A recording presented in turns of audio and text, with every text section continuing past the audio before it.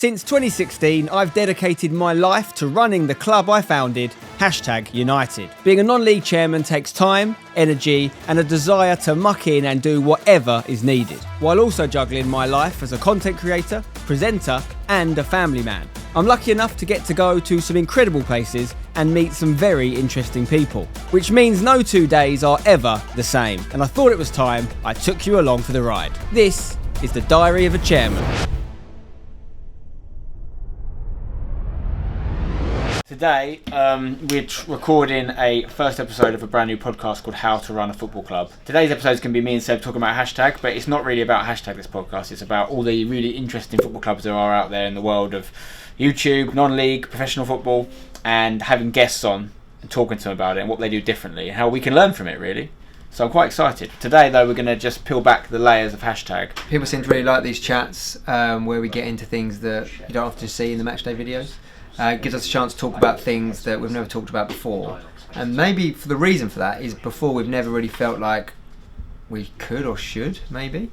And it's amazing what a little bit of time does. You get away from sort of very sensitive moments. And then I think we've always been about sharing, right? So I think it's time to share a few more things. But we do contribute towards his wages. So we actually have a direct debit set up with Chelsea. We are paying Chelsea. The club that is paying every other club in the world right now, all these transfers, Chelsea, we're paying them.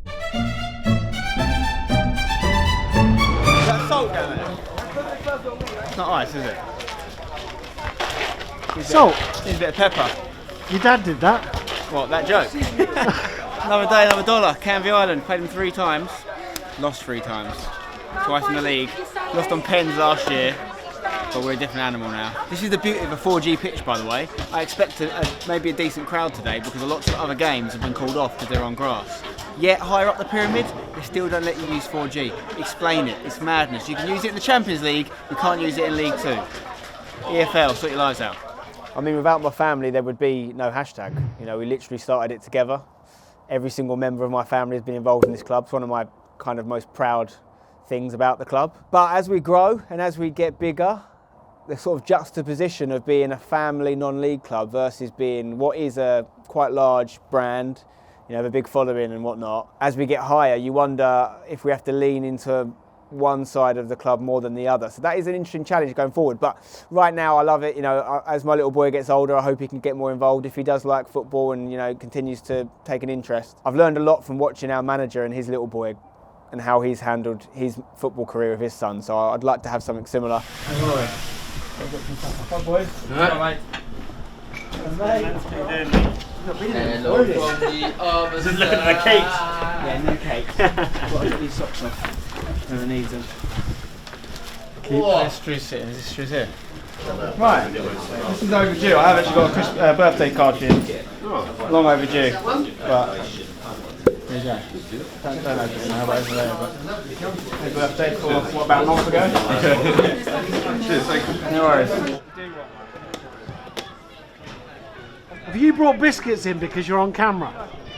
No, the truth is it sounds like that, but first of all, I do this every Christmas, if you remember. Second of all, I was in Costco yesterday, other wholesalers are available, and my little boy wanted a cookie, and as you know, if you go Costco, they don't sell things by the ones. So for one cookie, we had to buy about 30, with which he's had half of them. So I'm giving out the rest before he just absolutely gets diabetes, really. Just saying thank you to Josh Drizovic there. He came on loan for the month from Dagenham and Redbridge. And because Ted Kerr's been on international duty, he's back. It's his first game back, but Strizzy's going to play today. It's his last game with us. But it's one of them, because obviously Ted's got a very bright future. You never know where he's going to end up.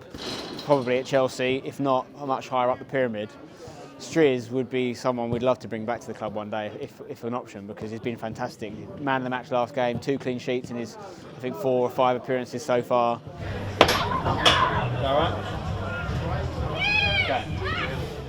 All right, guys, how you doing? Welcome back to another #United match back in the league, and it is cold. We're talking 0 degrees Celsius. I know there's probably some people watching in Canada who are like, hey, my mum's basement gets to -74, man. Well, guess what? I don't live in Canada. This is cold, okay? Do you know anything about Canvey? They're not far from Southend. Good. Geography, A. They're an island. Quick crash course in. I wasn't sure if you knew any of their players. Who goes to Toby. Toby, can he get it onto his left foot? Cuts back onto his right. Oh, it's crept in! It's crept in on the side foot! He's back in action and the bow is out and Toby scores again. That is his 5th of the season. Misha here on the right foot, fizzes it across! Oh, PK has 2 goes at it! Yes! There it is! PK with the goal on the left foot. He had 2 goes at it, Greg. Got it on the second one. And as things stand, we jump up to 6th. We jump 2 spots here with this win. 1 spot out of the playoffs, but with the game in hand on Wingate. That's not bad. I think, because we've got some nice fixtures, if there is such thing, between now and Christmas. I think with a good December behind us, we could be safely in the playoffs by the end of, the start of 2024. Which I think is a good aim to have based on where we've been playing and the teams we've got to go up against. Yeah. Corner comes in low. Mish! Oh, that's just that simple! Pedro to Mish, goal. And that's the final whistle. And it is a really solid win here at home. Some fantastic play and some lovely goals. 3-1, the Tags are victorious. And we are joined today by the chairman of the football club and the founder, Spencer. And I'm very cold as well. How are we, guys? What's your favourite food? So, I mean, is it pasta? What do you like to eat then? Biscuits. What's your favourite food? My favourite food. Yeah, biscuits. Yeah, we know that.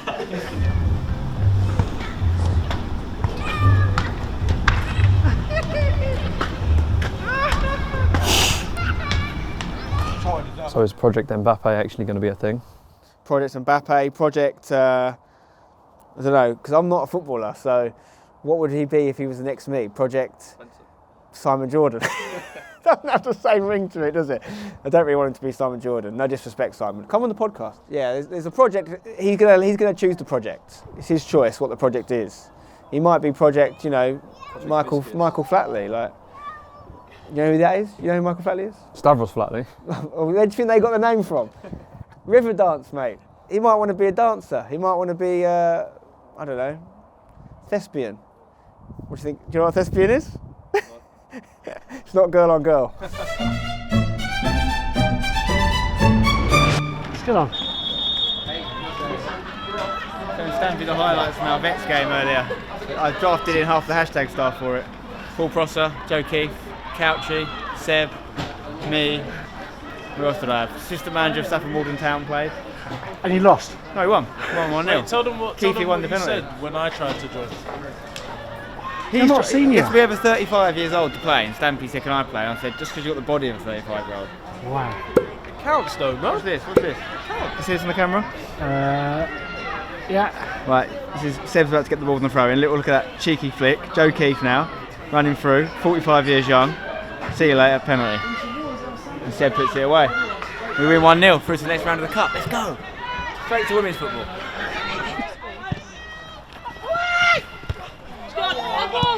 Right, so it's half time, it's 0-0.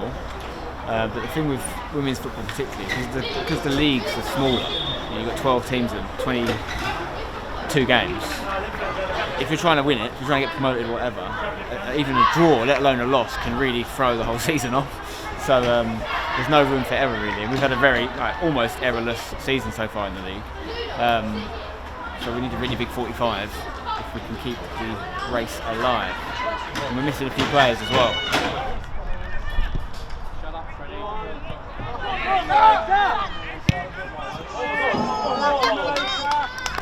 Right, well we don't usually celebrate points for Billericay too much, local rivals, but they have drawn with Ipswich. Ipswich are one of, I would say, currently 3 to 4 teams, including us, in the promotion race. So any drop point is key, as I just explained. So if we now turn this draw into a win, it's a good day. Portsmouth have won on the other side of that.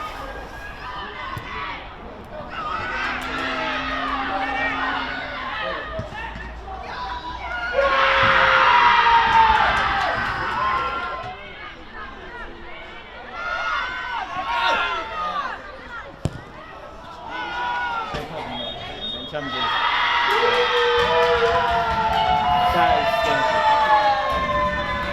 well, we didn't deserve to lose the game, but we didn't deserve to win it either. I think a draw would have been fairer. There's a bit of an error at the back, maybe. They lined up very defensive, they got what they came for. Listen, for them, that's a great result, all the way from Cheltenham, away trip. 3 points going back with them, against the team that was top of the league going into that game.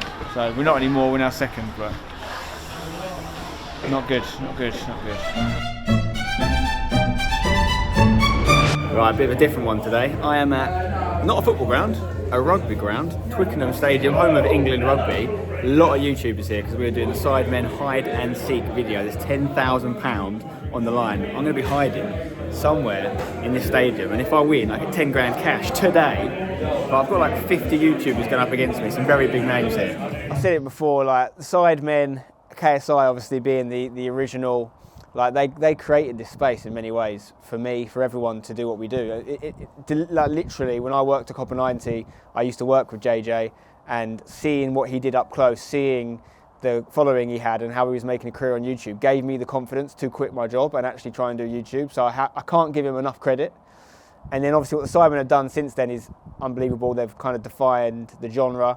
I think for me again, you know, the big thing for me post Copper 90 and post the old man in the mask that I used to play was... Who's that? Huh? Who? Allegedly. Allegedly who? No. Post all that, Wembley Cup was Spencer FC versus the Sidemen. If the Sidemen hadn't got involved in that, hadn't played in that, and that was what put my channel on the map and allowed me to eventually do stuff like hashtag. 100%. You can't get away from that fact. Right, Sidemen are going out to the pitch, and we have got to hide. There he is, real man of London. This is Twickenham. Oh, there's me, look. Oh, I've just gone off the screen. We're taking over Twickenham.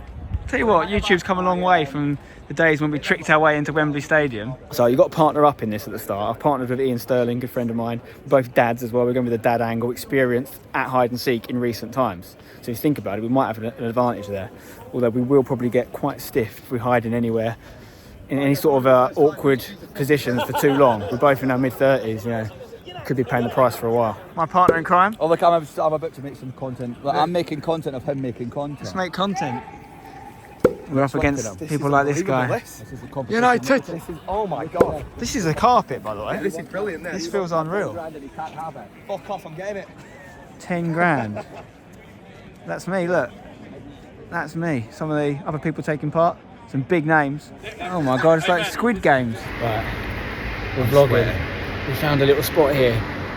It's very Call of Duty like. We've got a good vantage point, but I don't think we can stay here for too long. Mate, we've got to get moving, man.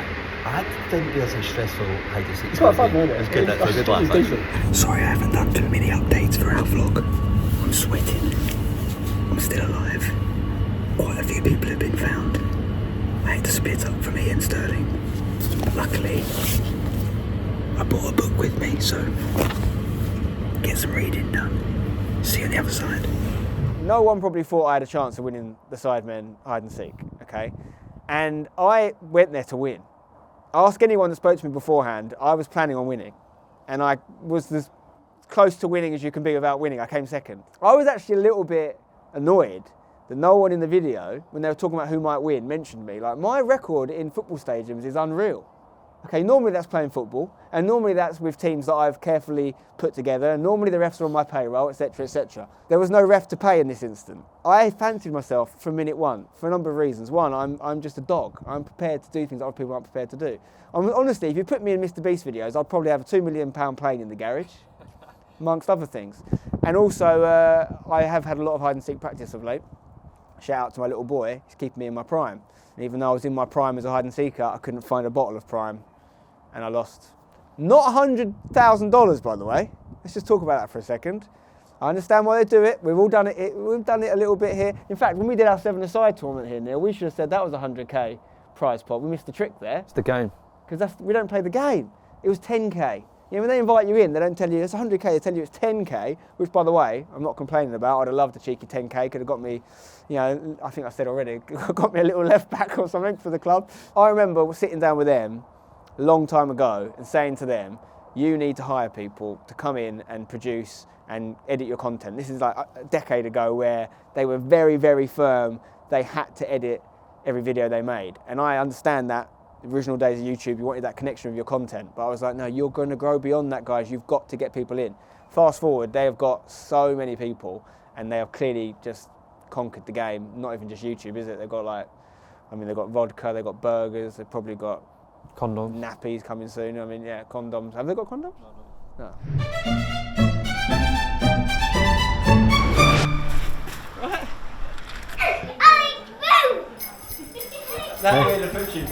He's spinning, going yellow, purple. Yeah, Christmas party's always fun, you know, everyone gets a bit jolly, get everyone together. You can't get everyone because the club is just too big. Like, it would cost so much money. Like, you know, we've got like 700 people, I think, if you include like parents and players and youth team, all this stuff.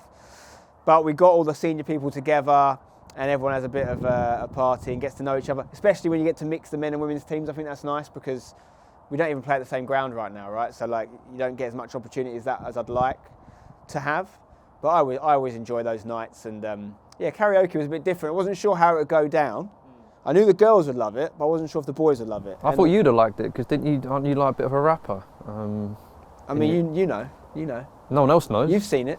I have seen it. In I've Korea, heard it. I was desperate to do karaoke exactly. in Korea. But you had the whole stage, Yeah, was but set. you've got to choose your moments, Lou. You know, I'm a professional man in a professional position.